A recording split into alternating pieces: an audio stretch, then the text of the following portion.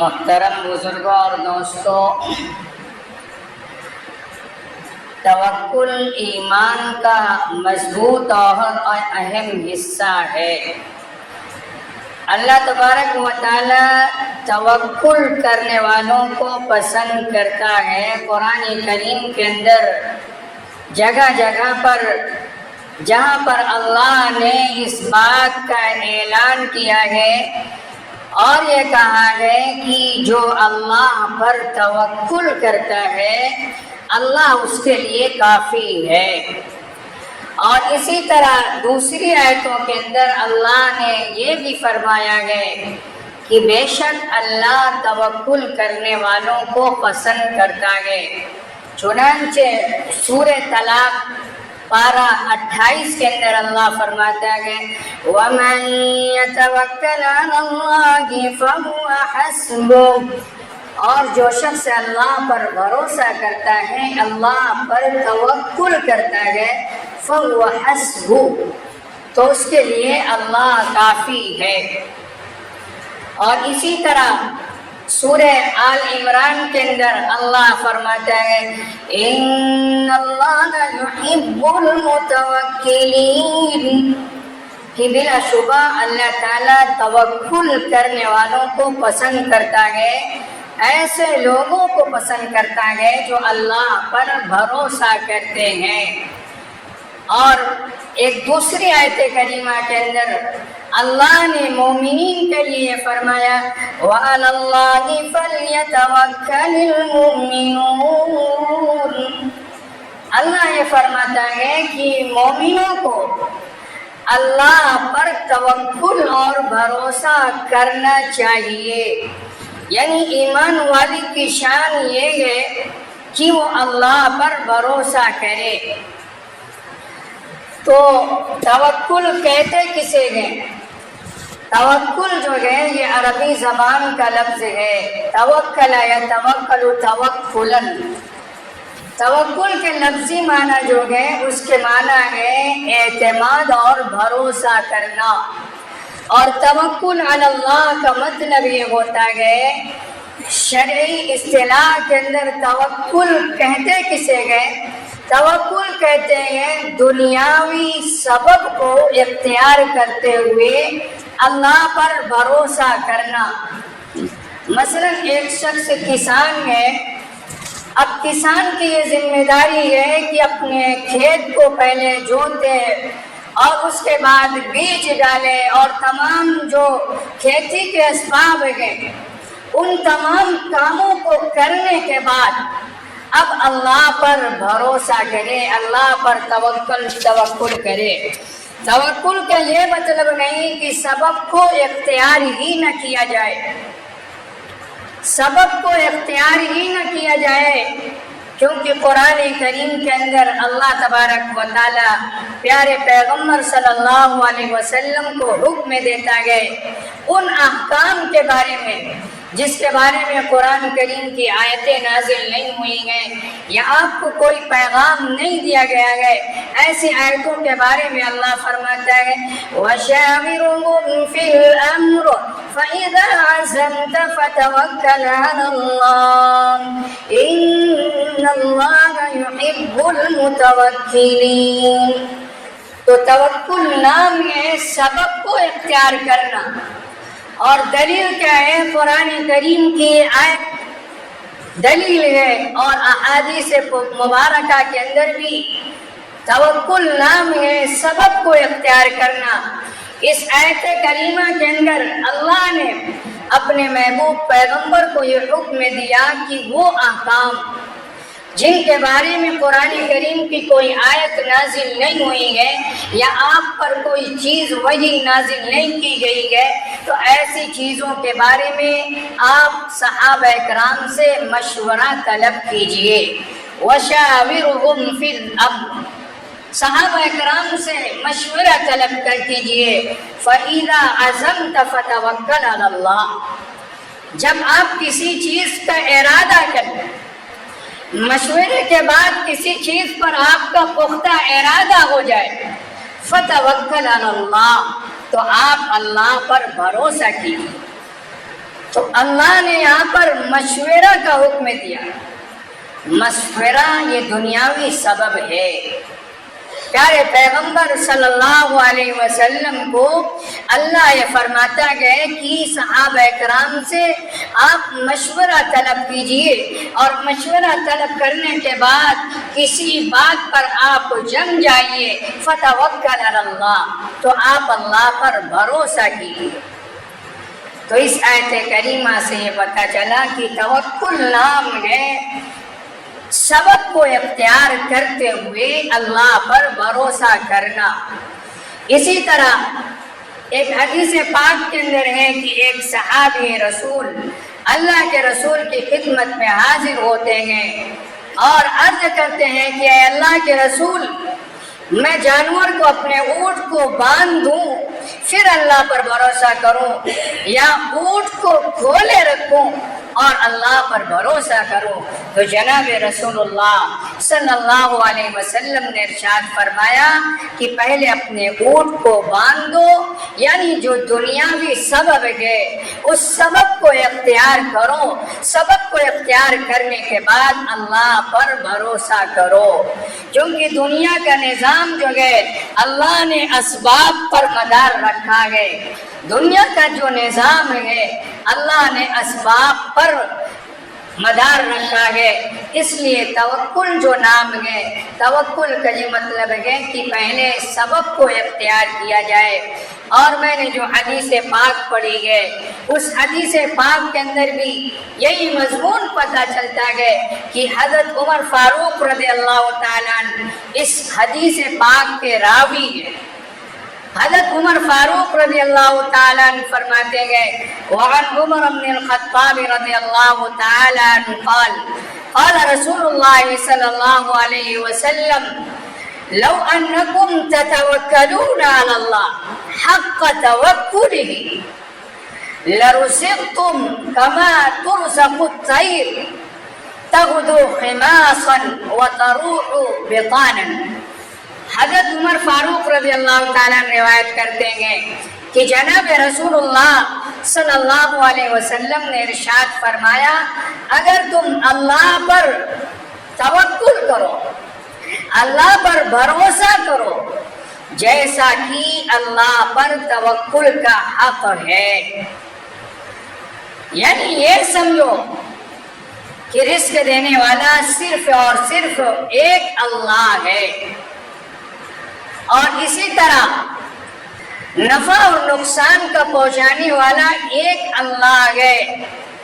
تو آگے جناب رسول اللہ صلی اللہ علیہ وسلم نے ارشاد فرمایا لرزقتم، تم کو رزق دیا جائے گا. یعنی تمہارا اگر عقیدہ یہ ہے، تمہارا یہ ایمان ہے، جس طرح اللہ پر اعتماد کا حق ہے، اللہ پر بھروسہ کا حق ہے، اللہ پر توکل کا حق ہے، اس طرح تم اگر توکل کرو لرزقتم، تو تم کو رزق دیا جائے گا.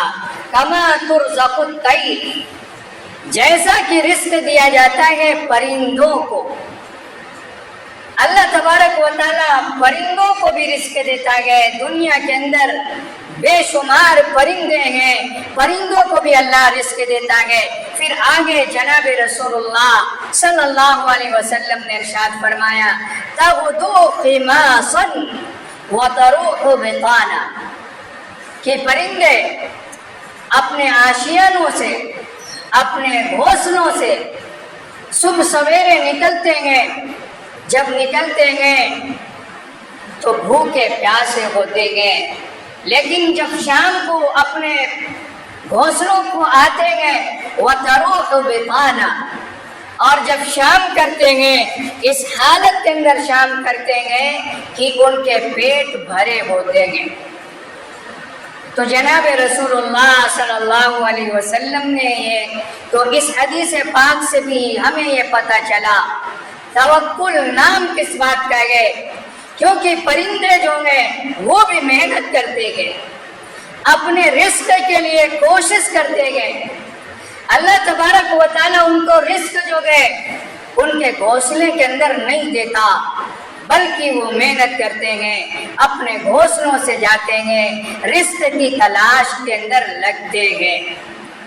تو اس سے پتہ چلا کہ توکل نام جو ہے وہ سبب کو اختیار کرنا، رزق کو تلاش کرنا، جو دنیاوی سبب ہے، دنیاوی سبب کو اختیار کرنے کے بعد اب اللہ پر بھروسہ کیا جائے۔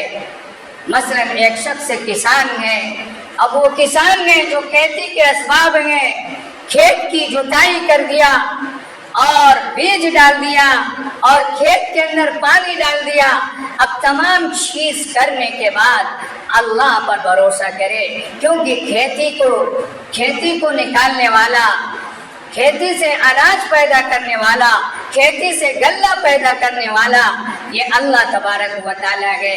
کیونکہ بہت سی مرتبہ ایسا ہوتا ہے سبب کو اختیار کرنے کے بعد یہ نہ ہو کہ سبب پر ہی نظر ہو، سبب کو مؤثر بھی ذات نہ سمجھے، یہ نہ سمجھے کہ کیا گئے میں نے کھیتی کے اندر جو گئے میں نے زمین کو بو دیا، زمین کو جوت دیا اور بیج ڈال دیا، اب تو کھیتی ہوگی ہی نہیں، بلکہ اللہ پر بھروسہ کرے، اللہ کی طرف متوجہ رہے کہ میں نے جو کام میرا تھا میں نے کر دیا، اب اللہ کا کام ہے، اللہ کی طرف متوجہ رہے، اللہ کی طرف متوجہ رہے، تو اس کا نام توکل ہے۔ توکل کا یہ مطلب نہیں کہ سبب کو اختیار ہی نہ کیا جائے، توکل کا یہ بھی مطلب بیان کیا جاتا ہے، لیکن یہ مطلب صحیح نہیں۔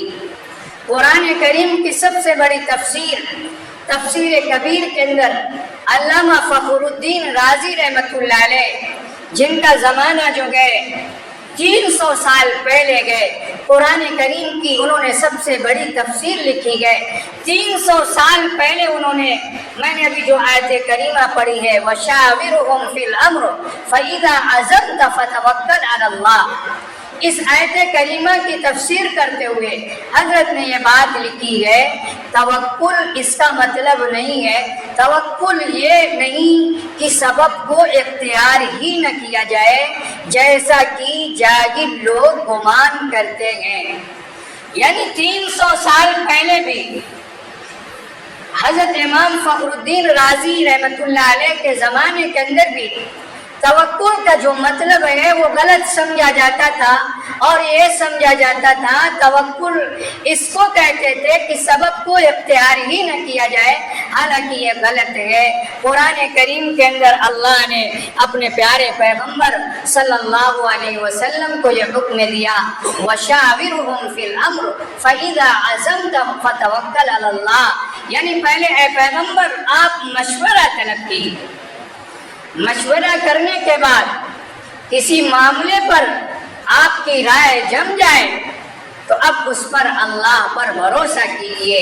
اسی طرح بیماری کی حالت کے اندر دوا کا کھانا یہ بھی توکل کے خلاف نہیں، کیونکہ دوا جو ہے یہ سبب ہے،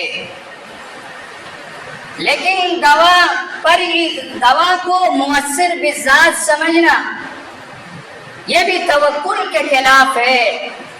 کوئی اگر یہ سمجھ رہا ہے کہ دوا شفا دے گی تو یہ شرک ہو جائے۔ دوا ایک سبب ہے، دوا مؤثر بذات نہیں۔ دوا اگر مؤثر بذات ہوتی تو دوا سے ہمیشہ شفا ہی ہوتا، حالانکہ بسا اوقات ہم دیکھتے ہیں دوا ریئیکشن کر جاتی ہے، وہی دوا ایک مریض کو فائدہ ہو رہا ہے لیکن دوسرے مریض کو اسی دوا سے نقصان ہو جا رہا ہے۔ تو توکل یہ ہے کہ دوا کھا کر اللہ پر بھروسہ کرے، یہ سمجھے کہ دوا کے ذریعے اللہ شفا دے گا۔ اگر کوئی شخص یہ سمجھ رہا ہے کہ دوا شفا دے گی تو یہی چیز جو ہے یہ شرک ہے۔ اور اسی طرح جو ہے تعویذ کا مسئلہ بھی ہے۔ تعویذ کے سلسلے میں موجودہ زمانے کے اندر غیر اسلامی نظریہ لوگوں کے اندر قائم ہو گیا۔ جس طرح دوا ایک سبب ہے، اسی طرح تعویذ بھی ایک سبب ہے۔ تعویذ جائز ہے، صحیح حدیث کے اندر جائز ہے۔ مسلم شریف کی روایت کے اندر ہے، حضرت عوف بن مالک رضی اللہ تعالیٰ عنہ اللہ کے نبی کے دربار کے اندر آتے ہیں، اے اللہ کے نبی، ہم زمانے جاہلیت کے اندر جھاڑ پھونک کرتے تھے، تو جھاڑ پھونک کے بارے میں آپ کی کیا رائے ہے؟ تو حضرت عوف بن مالک رضی اللہ تعالیٰ عنہ نے فرمایا کہ ما لم یکن لیس بہ باس ما لم یکن بہ شرک، یعنی جب تک دعا تعویذ کے اندر شرکیہ کلمات نہ ہو، شرک پر مبنی کلمات نہ ہو، تو ایسی تعویذ جائز ہے۔ اسی حدیث پاک کی روشنی کے اندر علماء نے لکھا ہے تعویذ جو ہے وہ 3 شرطیں ہیں تو جائز ہے۔ ایک تو قرآن کے جو الفاظ ہیں وہ ہوں، یا جو احادیث مبارکہ کے الفاظ ہوں وہ ہوں، یا ایسے الفاظ ہوں جن کے معنی معلوم ہوں۔ اور تیسرے نمبر پر یہ ہے کہ تعویذ کو مؤثر بذات نہ سمجھے، مطلب یہ نہ سمجھے کہ تعویذ کے ذریعے سے شفا ہو، بلکہ یہ سمجھے تعویذ کے ذریعے سے اللہ شفا دے گا۔ جس طرح دوا کھا کے دوا سبب ہے، اسی طرح تعویذ بھی سبب ہے۔ تعویذ پہن کر یہ سمجھا جائے کہ اللہ شفا دے گا تو بہتر یہی ہے کہ تعویذ سے بچا جائے۔ لیکن موجودہ زمانے کے اندر ایک غلط اسلامی نظریہ قائم ہو گیا، لوگ ہر طرح کی تعویذ کو ناجائز سمجھتے ہیں، شرک سمجھتے ہیں، یہ بھی ایک طرح سے گمراہی ہے۔ صحابی رسول جلیل القدر صحابی ہیں حضرت عمر بن عاص رضی اللہ تعالیٰ، ان کا یہ معمول تھا، اعوذ بکلمات اللہ التامات، یہ دعا جو ہے جو نابالغ بچے ہوتے تھے ان کے گلے میں، جو نابالغ بچے ہوتے تھے، جو بالغ لوگ ہوتے تھے جو دعاؤں کو یاد کر لیتے تھے، ان کو یہ دعا سکھلا دیتے تھے، یہ حفاظت کی دعا۔ اور جو نابالغ بچے ہوتے تھے وہ کاغذ کے اندر لکھ کر ان کے گلے کے اندر ڈال دیتے تھے۔ لیکن موجودہ زمانے کے اندر علم کی کمی ہے، لوگ تعویذ کو، ہر طرح کی تعویذ کو شرک کہتے ہیں۔ بھلا بتائیے جس تعویذ کے اندر اللہ کا نام ہو اور اللہ سے مدد طلب کی جائے وہ شرک کیسے؟ جن تعویذ کو شرک کہا گیا ہے وہ شرکیہ الفاظ ہیں، جس میں غیر اللہ سے مدد طلب کی جائے تو ایسی تعویذ کے بارے میں متفقہ فیصلہ ہے وہ شرک ہے۔ تو زمانے جاہلیت کے اندر اس طرح کی تعویذ ہوا کرتی تھی، لوگ کیا ہے شرکیہ تعویذ پہنتے تھے۔ تو بہتر تو یہی ہے کہ تعویذ وغیرہ سے بچا جائے، لیکن جو چیز جائز ہو، جس کو صحابی رسول جلیل القدر صحابی کے عمل سے ثابت ہو، تو اس کو شرک سمجھنا یہ بہت بڑی گمراہی ہے۔ لوگوں کی علم کی کمی ہے، کہ تحقیق کی کمی ہے کہ ہر طرح کی تعویذ کو جو ہے لوگ جو ہے شرک سمجھتے گئے۔ تو توکل یہی ہے کہ دوا کو بھی کیا جائے اور اسی طرح جو بھی اسباب ہیں اسباب کو اختیار کرتے ہوئے اللہ پر بھروسہ کیا جائے۔